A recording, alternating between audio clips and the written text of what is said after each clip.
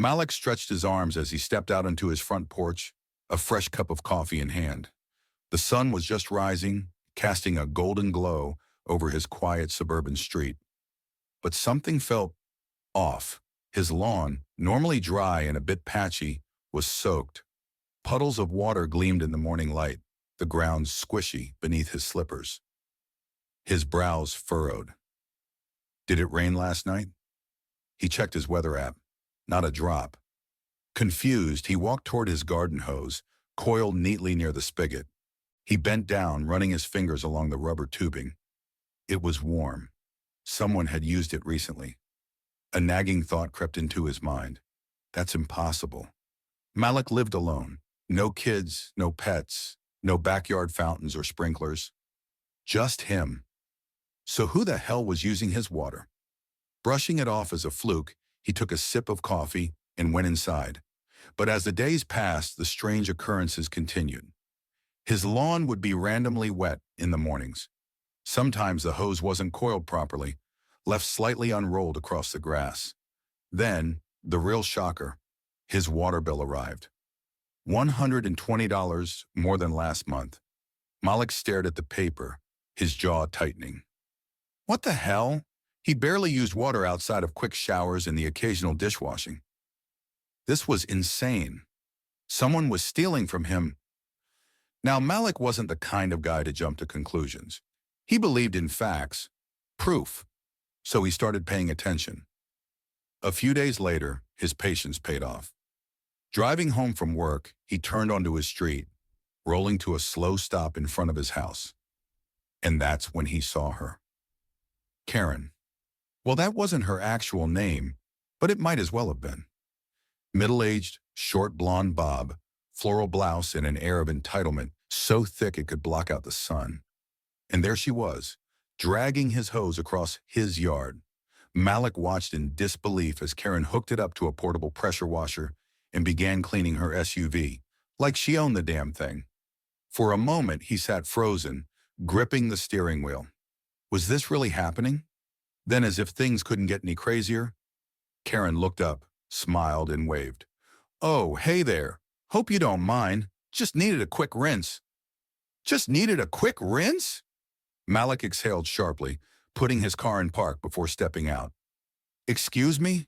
You're using my hose? Karen barely looked at him, still busy scrubbing her tires. Oh, relax, it's just water. Don't be so dramatic. Malik felt his patience wearing thin. That's not the point. You're on my property, using my stuff, and you didn't even ask. She let out a sharp, dismissive laugh. Oh, come on, it's just a little water. You people always overreact. You people. There it was, the casual, condescending racism wrapped in a thin veil of innocence. Malik clenched his jaw, his heartbeat drumming in his ears. He could feel the heat rising in his chest. But he wasn't about to give her the reaction she wanted. Instead, he took a deep breath and forced a calm expression. I'm asking you nicely to stop using my hose. Karen rolled her eyes, waving a dismissive hand. Oh, lighten up. We're all neighbors. Community property, right? Before he could argue, she turned her back to him, continuing to wash her car like he wasn't even there. Malik stood there, gripping his fists. This wasn't over. Not by a long shot. That night, Malik sat at his kitchen table, staring at the security lock he had just bought. A heavy-duty brass padlock, tough enough to stop any casual thief, or so he thought. He wasn't the type to escalate things unnecessarily, but Karen had left him no choice. If she couldn't respect a simple request, then she wasn't going to get easy access anymore. Outside, under the dim glow of his porch light, he bent down and secured the lock onto the spigot. He gave it a tug, solid. Problem solved. Or so he thought. Malik woke up, stretched, and glanced outside. His stomach dropped. The hose was uncoiled across the lawn again, trailing right into Karen's yard. Confused, he hurried outside and froze. The lock was gone. No, not just gone. Sliced. The metal lay on the ground in two clean halves, cut straight through. Someone had used bolt cutters. Malik picked up the broken pieces, his jaw tightening. This wasn't just some accident or misunderstanding anymore. This was deliberate. He turned toward Karen's house, and sure enough, there she was, calmly watering her plants with his hose. Like nothing had happened. Like she hadn't just broken into his property. She was humming a song, wearing that same smug expression she always had. Malik inhaled sharply, forcing himself to stay calm. He walked up to the edge of his lawn. Karen. She glanced up, tilting her head. "Oh, good morning, Malik. Lovely day, isn't it?"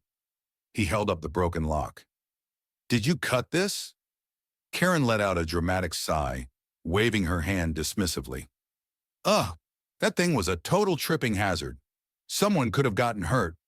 Malik clenched his fists. "That was on my property. You had no right." She cut him off, flipping her hair. "Relax, it's just water. If you have a problem, take it up with the HOA, but I'll save you some time. Their rules say we should share neighborhood resources." Malik couldn't believe what he was hearing. Neighborhood resources? This is my house, my water, my bill. Karen shrugged. "Oh, don't be so selfish. We're a community. Besides, what's a little water between neighbors? It's not like you're paying a fortune." Malik thought about his inflated water bill and felt his jaw tighten. She was gaslighting him. And she knew exactly what she was doing. Then, as if to add insult to injury, she turned away and continued watering, right in front of him. Her driveway, her plants, even her damn dog. Malik took a step back, inhaling through his nose. He wasn't about to lose his temper. Karen wanted him to snap. She wanted a reaction. But Malik was smarter than that. "All right," he said finally. "I'll take it up with the HOA." Karen smirked, still not looking at him. "Go ahead. I'm sure they'll be very helpful." That night, Malik put together a detailed email to the HOA. He included photos of the cut lock, screenshots of his inflated water bill, a written complaint about Karen's trespassing and theft. Satisfied, he hit send. The next day, he got a reply. "Dear Malik, thank you for your concern. At this time, we encourage all neighbors to resolve minor disputes amicably without HOA intervention. Sincerely, HOA Board." Malik read the email twice. That was it? They didn't even acknowledge Karen's theft, didn't ask for more details, didn't even pretend to care. His stomach twisted. It hit him like a brick. Karen had connections in the HOA. That's why she was so confident. That's why she knew they wouldn't help. Malik sat back in his chair, exhaling slowly. This wasn't just about water anymore. This was about power. And Karen thought she was untouchable. But she was about to learn otherwise. Malik sat at his kitchen table staring at the HOA's pathetic response. Resolve minor disputes amicably. Minor. Karen had broken onto his property, destroyed his lock, and was outright stealing his water. And they expected him to just let it go? No. If the HOA wouldn't do anything about it, he would. That night, Malik installed a tiny, motion-activated security camera near the spigot. The camera was small, barely noticeable, and tucked under the gutter where Karen wouldn't see it. All he had to do now was wait. And Karen, being the entitled thief she was, didn't disappoint. On the very first night, at exactly 10:47 p.m., his phone pinged with a motion alert. Malik opened the camera app, and there she was, creeping into his yard like a damn cartoon villain. She wasn't even trying to be discreet. She strutted across his lawn, yanked the hose, hooked it up, and went about her routine like she owned the place. For the next 2 hours, Karen used Malik's water to wash her front porch, fill up a kiddie pool, water her garden, even bathe her damn dog, all before he even woke up. Malik saved every second of the footage. And that's when the idea hit him. If the HOA wasn't going to hold Karen accountable, maybe the internet would. Exposing Karen the Post. That changed everything. The next morning, Malik uploaded a short clip from the footage to a local neighborhood Facebook group. He kept the captions simple. "Neighbor steals my water every night. What should I do?" Then he went about his day, not expecting much.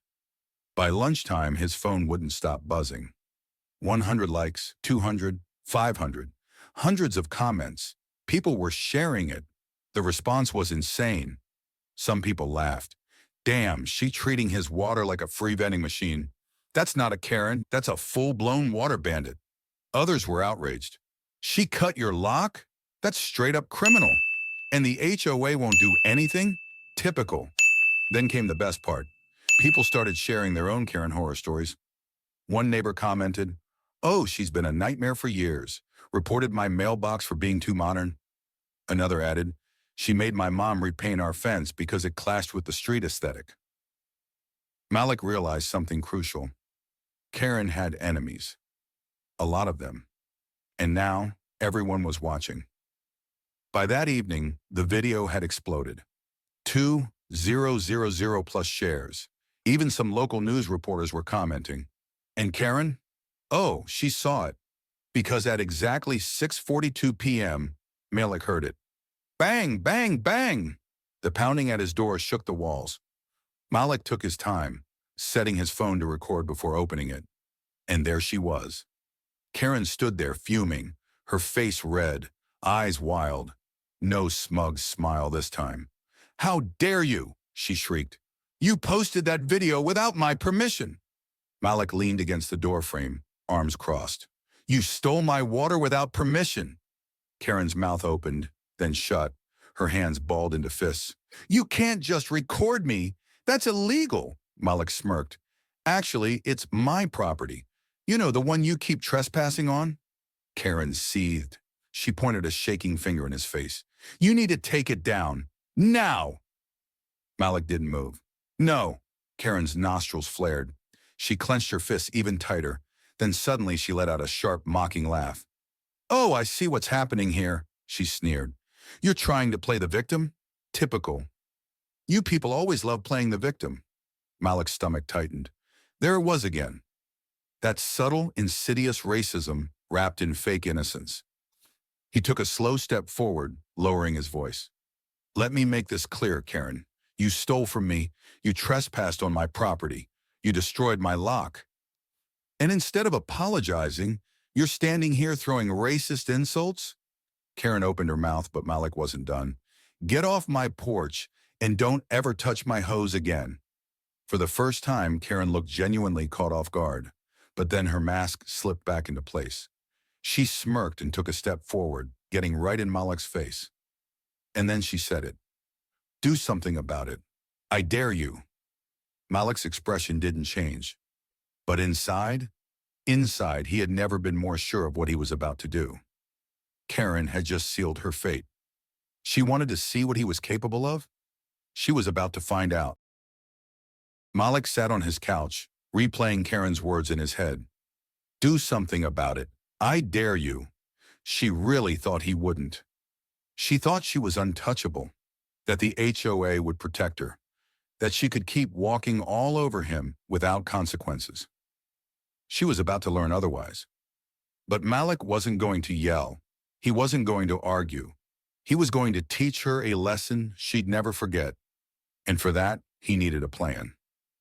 That night, Malik sat in his garage, staring at the broken lock Karen had cut. He could buy another one, but what was the point? She'd just destroy it again. No, he needed something better. Something that would make her never steal from him again. He thought about what Karen valued most. Her clean, pristine home. Her perfectly maintained white patio furniture. Her spotless driveway. She loved everything looking fresh, pure, untouchable. A slow smirk curled on Malik's lips. That's exactly what he was going to ruin. The next morning, Malik drove to a construction site on the edge of the neighborhood. Workers were setting up a temporary waste disposal tank, a massive container used to store sewage from portable toilets. And that's when it hit him. What if Karen's hose fun ended? A little differently? He parked his car and walked over to one of the workers, a middle-aged guy in a hard hat taking a smoke break. Malik leaned against the fence. "Hey man, quick question. What happens to all that, waste?" The worker exhaled a puff of smoke. "Gets pumped out weekly. Why?" You need a porta potty? Malik chuckled. Not exactly. I just need access to that tank. For one night. The worker raised an eyebrow. For what? Malik pulled out his wallet and flipped through some cash. An experiment. The man eyed the money, then smirked. As long as you don't mess with the pump, I don't care what you do. Malik handed over a crisp $100 bill. Pleasure doing business with you. That night, under the cover of darkness, Malik got to work. He uncoiled his garden hose and ran a separate tube underground, carefully hiding it beneath the bushes. This new tube connected directly to the sewage tank, but on the outside, the hose looked perfectly normal. Anyone who turned on the spigot would expect clean, pressurized water. But instead, they'd get something else entirely. Malik grinned to himself as he tightened the last connection. He tested it once using a sealed bucket, just to make sure it worked. It did. The smell alone could knock out a horse. Perfect. Malik knew Karen wouldn't resist. She was predictable. Every morning, around 10:30 a.m., she waltzed into his yard and helped herself. Tomorrow would be no different. Except this time, she was in for one hell of a surprise. Malik coiled the hose neatly, exactly how she liked it. He made sure it looked tempting, easy to grab. Then he stepped back, admiring his work. The trap was set. All he had to do now, was wait. He tested it once using a sealed bucket, just to make sure it worked. It did. The smell alone could knock out a horse. Perfect. Malik knew Karen wouldn't resist. She was predictable. Every morning, around 10:30 a.m., she waltzed into his yard and helped herself. Tomorrow would be no different. Except this time, she was in for one hell of a surprise. Malik coiled the hose neatly, exactly how she liked it. He made sure it looked tempting, easy to grab. Then he stepped back, admiring his work. The trap was set. All he had to do now, was wait. The next morning, Malik woke up earlier than usual. Today was the day. He stretched, grabbed his coffee, and settled into his chair by the window. Waiting. It wasn't long before he saw Karen strutting out of her house like she owned the neighborhood. Same smug expression, same overconfidence, completely unaware of the disaster waiting for her. Malik's heart pounded in anticipation as he watched her walk straight to his spigot, just like she did every morning. Without hesitation, she uncoiled the hose and dragged it across the yard. But this time, she had upgraded her theft. Instead of using it for a quick rinse, Karen had hooked it up to a brand new rotating lawn sprinkler. She carefully positioned it right in the center of her perfectly manicured front yard, making sure it would spray every inch of her property. She smirked, wiped her hands on her floral blouse, and turned toward the spigot. Malik grinned. Here we go. Karen grabbed the faucet and twisted it all the way open. For a split second, nothing happened. Then it hit. Bam! A powerful, high-pressure blast of thick brown sludge exploded from the sprinkler. A full 360-degree arc of pure sewage. Karen didn't even have time to react before it drenched her entire yard in foul, putrid waste. Splat! Her precious white patio furniture, ruined. Her sparkling clean car, coated. Her driveway, a brown swamp. And worst of all, Karen. It hit her dead on. She let out a blood-curdling scream, stumbling backward as a fresh wave of filth smacked her straight in the face. She tried to move, but the lawn was now a slippery, sewage-soaked disaster. Her foot slid. She flailed her arms, trying to regain balance. And then, splat! She went down, flat on her back, right into the mess. Karen gagged, flailing like a fish out of water, covered head to toe in filth. And that's when the neighbors came outside. First, it was just a few curious glances. Then, someone gasped, "Oh my God!" Then, laughter. One by one, people poked their heads out of their doors, stepping onto their porches. Some grabbed their phones, already recording. A man down the street nearly dropped his coffee as he burst out laughing. "What the hell happened?" A group of kids on bikes skidded to a stop. "Ow!" One woman covered her mouth, stifling a laugh. "Is that? Oh my God, it's all over her house!" Karen finally managed to scramble to her feet, slipping and sliding in the filth. Her eyes darted around, face burning red, humiliation sinking in. This wasn't just a small mess. This was a disaster. And worst of all, everyone saw it. That's when Malik decided to make his grand entrance. Malik stepped outside, coffee mug in hand, casually strolling onto his porch. He took a slow sip, making sure Karen saw him watching. "Morning, Karen," he said smoothly, raising his mug. "Everything okay?" Karen whipped her head toward him, eyes blazing with fury. "You! You did this!" she shrieked. Malik raised an eyebrow. "Did what? I thought you said my hose was community property." Karen stomped toward him, but every step sent sewage splashing up her legs. She gagged again, nearly throwing up right then and there. Malik shrugged, taking another sip. "Guess you got more than just water this time." The neighbors erupted into laughter. A man across the street clapped his hands, wiping tears from his eyes. "Oh man, I needed this today." Someone else whistled. "Damn, Malik, that's what I call poetic justice." Karen looked around horrified. She had lost. She wasn't the queen of the block anymore. She was the joke of the neighborhood. And she knew it. Her lips quivered, her eyes darting around for any sort of defense. But there was nothing she could say to fix this.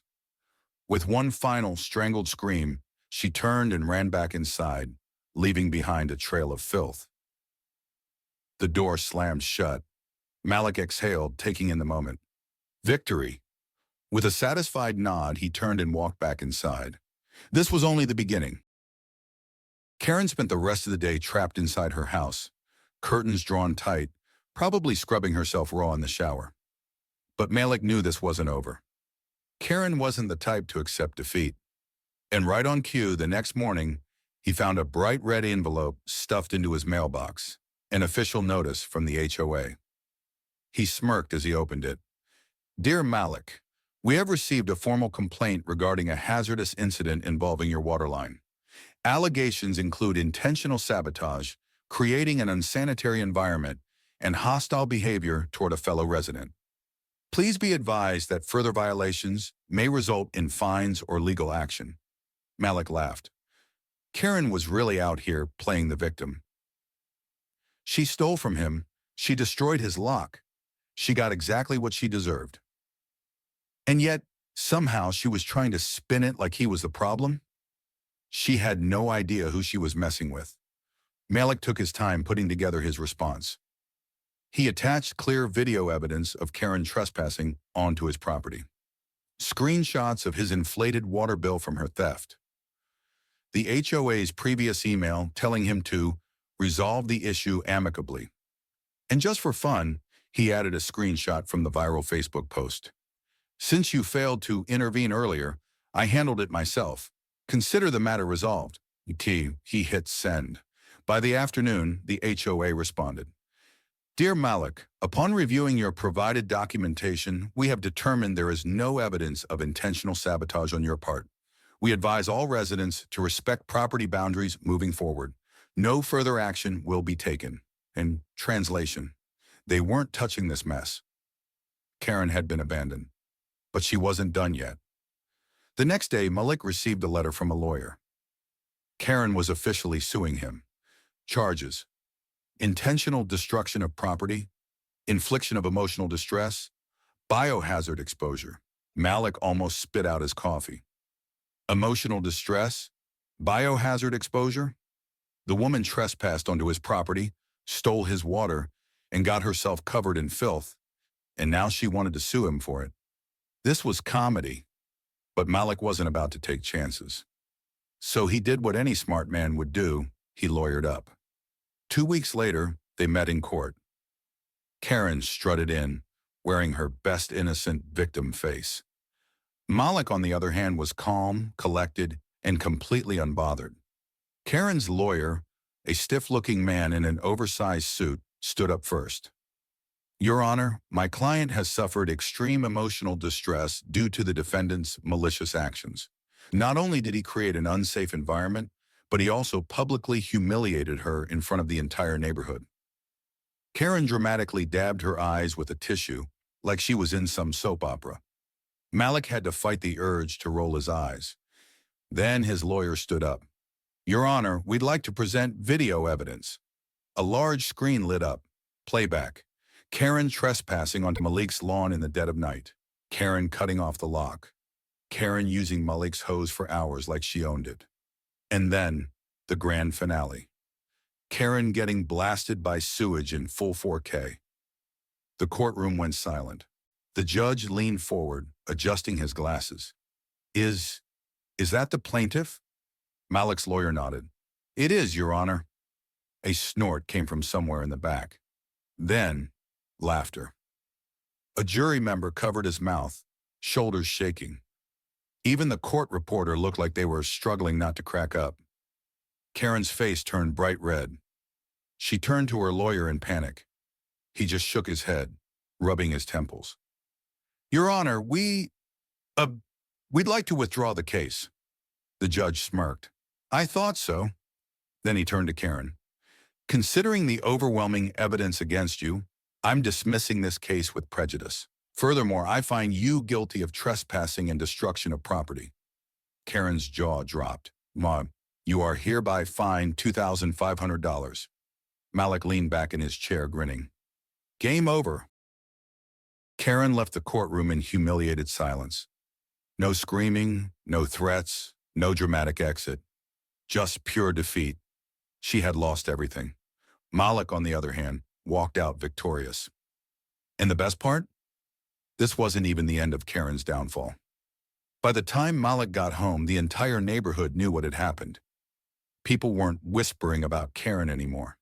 They were laughing. Her sewage bath video had gone viral, spreading beyond the local Facebook group and onto Reddit, Twitter, and even TikTok. HOA Karen gets a taste of her own filth. She thought it was water. Big mistake. Somebody even edited it with dramatic slow-motion effects, turning it into a full meme. The HOA board, her supposed allies, suddenly wanted nothing to do with her. One by one, her friends stopped answering her calls. She was completely alone.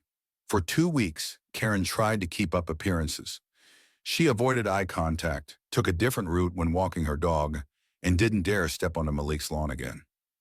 But she couldn't escape the snickers and stares. Neighbors mocked her behind her back. The delivery guy took one look at her filthy stained driveway and smirked. Damn, must have been one hell of a storm. Karen was dying inside. And then the for sale sign appeared. One morning, Malik stepped outside to find a moving truck parked in Karen's driveway. She was leaving. For good. Malik stood on his porch, coffee in hand, watching with satisfaction as Karen stomped back and forth directing the movers. She refused to look at him. Malik chuckled. "No goodbye?" Karen stiffened, then whipped around with a glare.